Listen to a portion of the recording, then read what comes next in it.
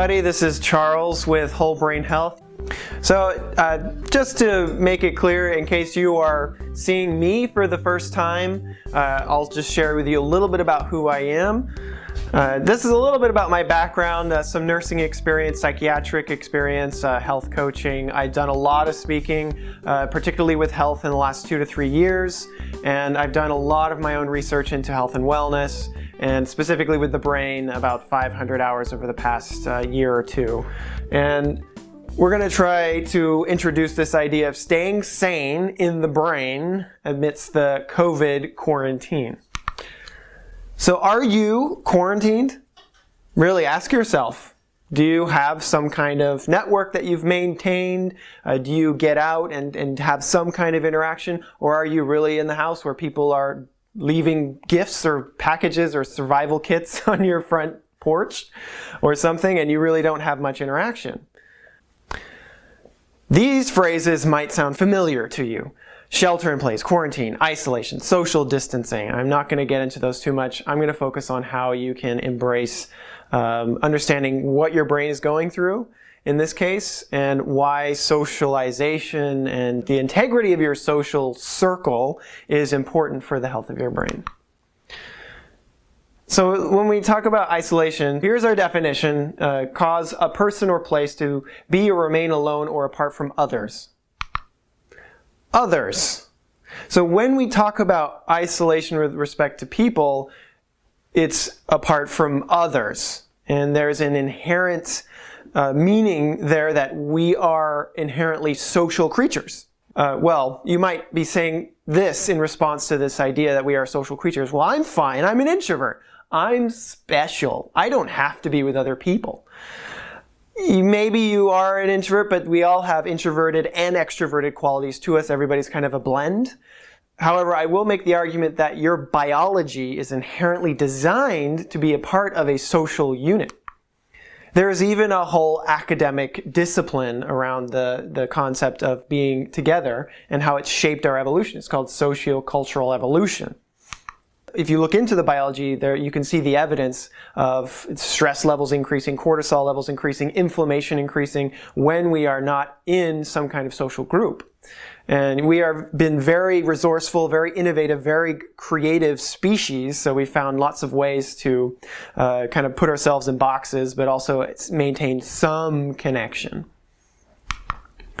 But I want to talk about these benefits of socializing for the brain, because there are particular benefits not just for the whole biology, but for the way our brain works. So just to cover some specifics about what you get from being with your family or being with your friends or just being around other people that you're socializing, you're talking with, acquaintances maybe, or people you just met.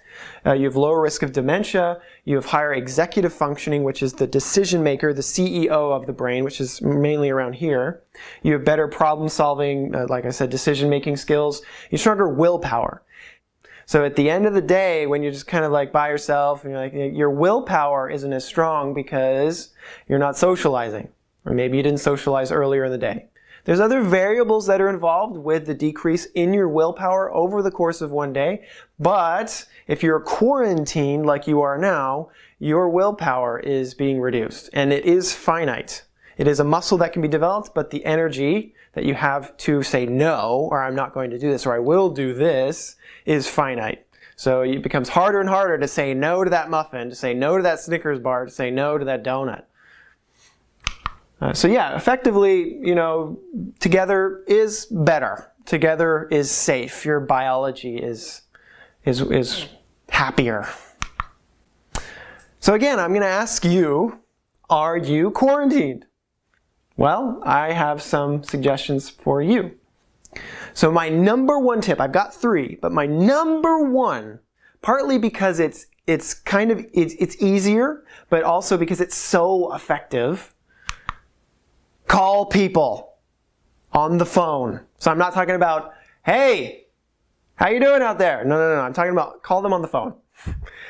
So you get your phone, dial someone, etc. However you got to do it, actually talk to someone. It's easy to do. It's not too complicated tech-wise, but this is really straightforward. You just dial a number and you're talking. It calms the brain and the nervous system. You are focused on the exchange of ideas, the storytelling, the words, and it really stimulates your brain. Socialization actually, even on the phone, it stimulates every major area of the brain. So it's a really incredible way to get your brain to wake up. So you complex thinking, you're more focused. Storytelling, a very good way. You kind of live vicariously through what is being shared with you. So that helps you stimulate multiple areas of the brain. That's why socialization is a very good way to stimulate every area of the brain.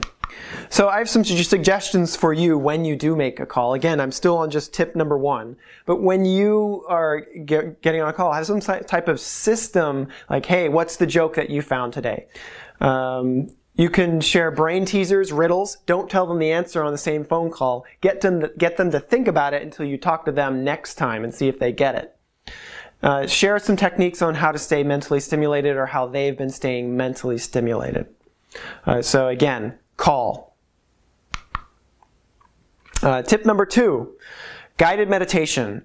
In this case, I suggest Headspace. It's an app. A Calm app is also something you can use. It helps you structure your meditation practice. YouTube has lots of guided meditation. Or you can keep it really basic. Listen to some classical music or some kind of music where there are no lyrics. This will help you stay more calm. Number 3. So when we're in quarantine, in a house or a confined space, you're not thinking exercise, physical exercise. You're not moving around as much. You're thinking, I see a chair, I see a sofa, I see a bed. I'm just going to relax. So if you're in that environment, your brain is telling you to relax more. So you need to be proactive, as this is why this is part of my top 3 tips to get your body moving. It's also going to help your brain to calm down and help your neurons to start creating new connections, especially if you do cardiovascular exercise. So here's just some top tips for as far as the body. I know I'm saying tips a lot here, but the top things to do as far as keeping your body fit. Hydrate, number 1. Keep drinking. Walking, very effective at keeping your brain with fresh oxygen, fresh blood supply. Breathing exercises burns calories. 80% of the calories you burn is from processing oxygen to give your muscles energy. So fun fact for the day. And also there's some foods I'm going to throw at you. What they found with this coronavirus and with quarantine is that the inflammation response in your bodies, particularly with C-reactive protein, which is a healthy response to inflammation when you have when you're exercising or when you get some type of infection or some kind of sickness.